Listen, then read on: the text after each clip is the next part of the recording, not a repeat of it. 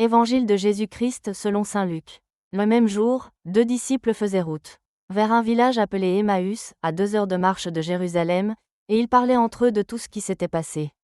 Or, tandis qu'ils s'entretenaient et s'interrogeaient, Jésus lui-même s'approcha, et il marchait avec eux. Mais leurs yeux étaient empêchés de le reconnaître. Jésus leur dit : « De quoi discutez-vous en marchant ? » Alors, ils s'arrêtèrent, tout tristes. L'un des deux, nommé Cléophas, lui répondit : « Tu es bien le seul étranger résidant à Jérusalem qui ignore les événements de ces jours-ci. » Il leur dit : « Quels événements ? » Ils lui répondirent : « Ce qui est arrivé à Jésus de Nazareth, cet homme qui était un prophète. Puissant par ses actes et ses paroles.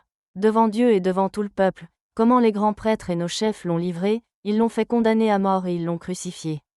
Nous espérions que c'était lui qui allait délivrer Israël. Mais avec tout cela, voici déjà le 3e jour qui passe depuis que c'est arrivé.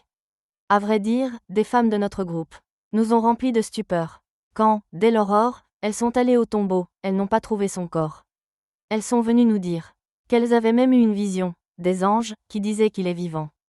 Quelques-uns de nos compagnons sont allés au tombeau, et ils ont trouvé les choses comme les femmes l'avaient dit. Mais lui, ils ne l'ont pas vu. Il leur dit alors : Esprit sans intelligence, comme votre cœur est lent à croire tout ce que les prophètes ont dit, ne fallait-il pas que le Christ souffrit cela pour entrer dans sa gloire ?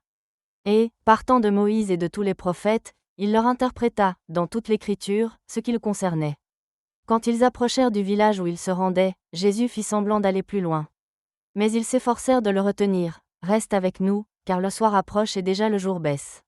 Il entra donc pour rester avec eux. Quand il fut à table avec eux, ayant pris le pain, il prononça la bénédiction et, l'ayant rompu, il le leur donna. Alors leurs yeux s'ouvrirent, et ils le reconnurent, mais il disparut à leurs regards. Ils se dirent l'un à l'autre : Notre cœur n'était-il pas brûlant en nous, tandis qu'il nous parlait sur la route et nous ouvrait les Écritures ? À l'instant même, ils se levèrent et retournèrent à Jérusalem. Ils y trouvèrent réunis les 11 apôtres et leurs compagnons, qui leur dirent : Le Seigneur est réellement ressuscité, il est apparu à Simon-Pierre. À leur tour, ils racontaient ce qui s'était passé sur la route, et comment le Seigneur s'était fait reconnaître par eux à la fraction du pain. Acclamons la parole de Dieu.